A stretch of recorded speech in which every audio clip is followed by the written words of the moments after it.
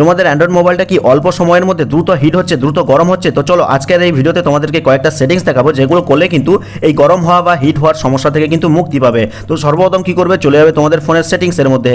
সেটিংসে যাওয়ার পরে কিন্তু একদম ওপরে কিন্তু সার্চ সেটিংস নামে একটা অপশন পেয়ে যাবে।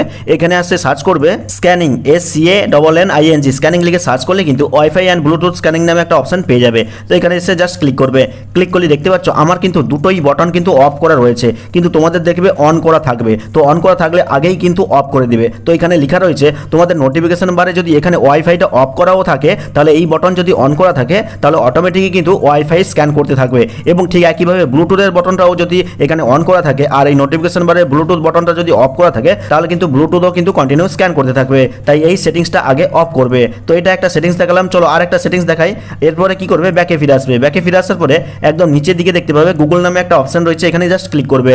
ক্লিক করলে কিন্তু তুমি এরকম ইন্টারফেস পেয়ে যাবে। তো দেখো এখানে অল সার্ভিস নামে একটা অপশন রয়েছে, এখানে জাস্ট ক্লিক করবে।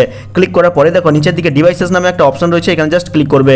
ক্লিক করলে দেখতে পাবে এখানেও কিন্তু একটা বটন অন করা রয়েছে তোমাদের। তো দেখতেই পাচ্ছ এখানে লেখা রয়েছে scan for nearby device, অর্থাৎ এই বটনটা যদি অন থাকে তাহলে কিন্তু নিয়ার বাই ডিভাইসের জন্য কিন্তু অটোমেটিক স্ক্যান করতে থাকবে। তাই তোমাকে কি করতে হবে, এই বটনটাকে জাস্ট অফ করে দিতে হবে।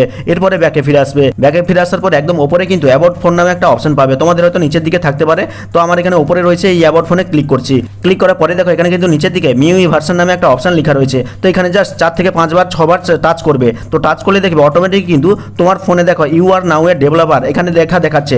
যতক্ষণ না এই লেখাটা দেখাচ্ছে ততক্ষণ কিন্তু এখানে টাচ করতে থাকবে। তো আমার কিন্তু ফোনে এই ডেভেলপার অপশনটা অন হয়ে গেল।